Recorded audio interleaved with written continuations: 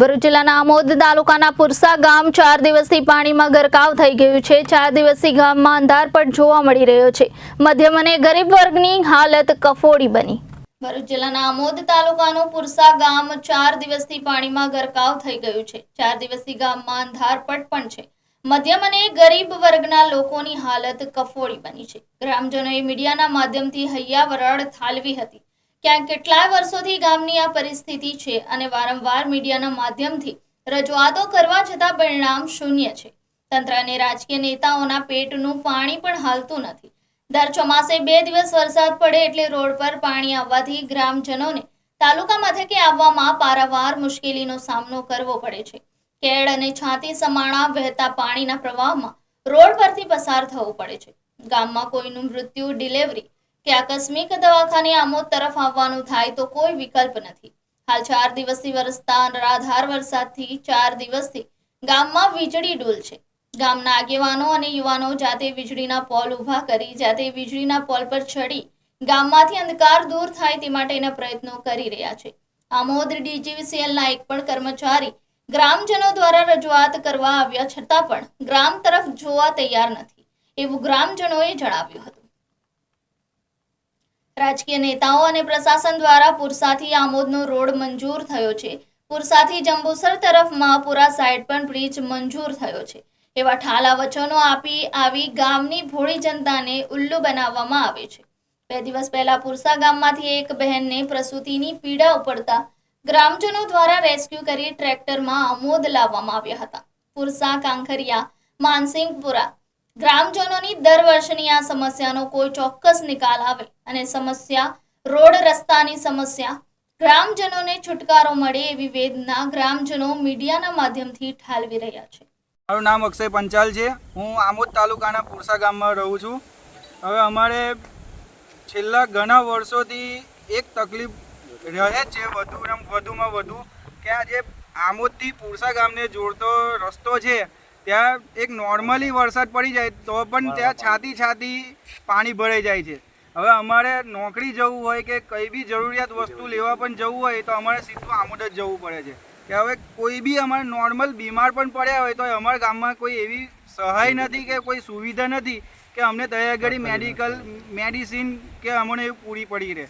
હવે અમે વચ્ચે 2-3 વર્ષ પહેલાં અમે રજૂઆત કરી હતી, ઘણા અધિકારીઓને રજૂઆત મીડિયા દ્વારા રજૂઆત કરેલી હતી પણ અમને આ રસ્તાની કોઈ બી પ્રોબ્લેમ સોલ્વ થયો નથી।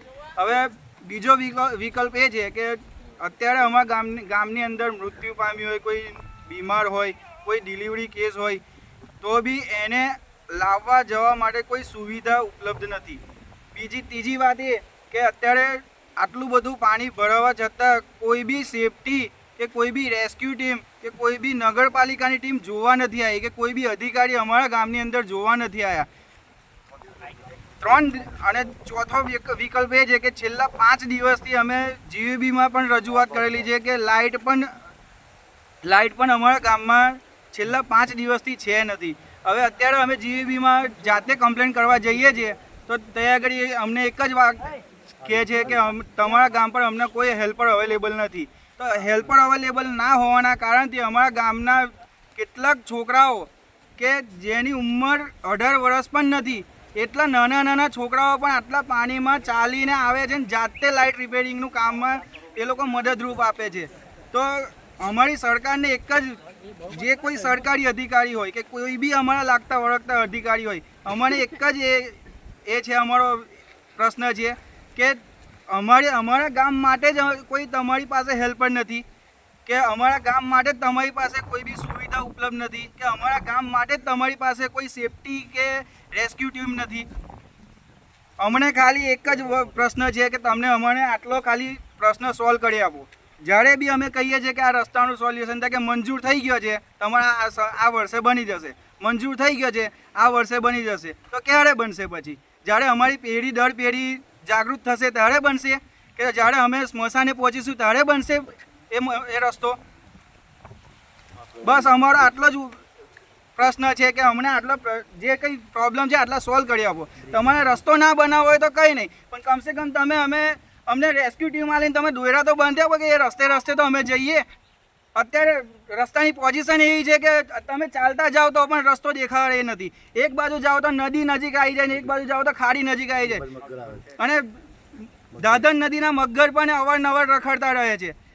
તો કમસે કમ તમે અમને અહીંથી કે 2-2.5 કિલોમીટરના દોયરા તો બોધ્યા હોય, દોયરે અમે ચાલતા તો જઈ શકીએ. અમે તમારી પાસે જમવાનું નથી માગતા, કંઈ અનાજ પાણી નથી માગતા, કંઈ નથી માગતા. એ તો અમને ખબર છે કે કોઈ લુખ્ખી ટીમ છે બધી, કોઈ આપવા રાજી નથી. પણ કમસે કમ તમે અમને આટલું તો એ કરી આપો. બસ અમારે બીજું કંઈ નથી જોઈતું. તમે રસ્તો નહીં બનાવો તો પણ ચાલશે. અને બીજો એ વસ્તુ એ છે કે આજથી 3 વર્ષ પહેલાં અમે ત્યાં રજૂઆત કરી હતી કે તમે મહાપુરાવાળો રોડ જે છે અમારે, જે મહાપુરાથી કાંકરિયાનો જે બ્રિજ છે તે રસ્તો અમારે ચાલુ રહે છે, તે પણ 3 વર્ષથી તૂટી ગયો છે. એ પણ અમે 3જે વર્ષે અમે કમ્પ્લેન કરી હતી. તો અમને એક જ વાત મળી હતી કે તમારો રસ્તો મંજૂર થઈ ગયો છે, બ્રિજ મંજૂર થઈ ગયો છે, આ વર્ષે બની જશે. તો તમને કોઈ કોન્ટ્રાક્ટર ના મળતો હોય તો તમે અમને ગામવાળા કહો, અમે તમને કોન્ટ્રાક્ટર શોધી આપીએ.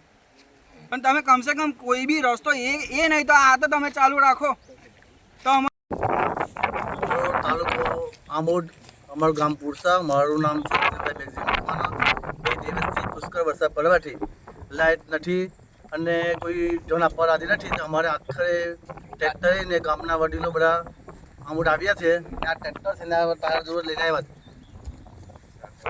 જાતે લાઇટ બનાવીએ છીએ અમે. અને ગામના ચોફેરા પાણી છે, ખેતરોની અંદર બી પાણી છે. હવે કંઈક જોન આપે, કંઈક કલેક્ટર જોન આપે, કંઈક તલાટી જોવા આવે અહીંયા આગળ, એનું કંઈક જાણ કરે તો અમારે કંઈક તો એનું કંઈ બચાવ થાય અમારે એમ.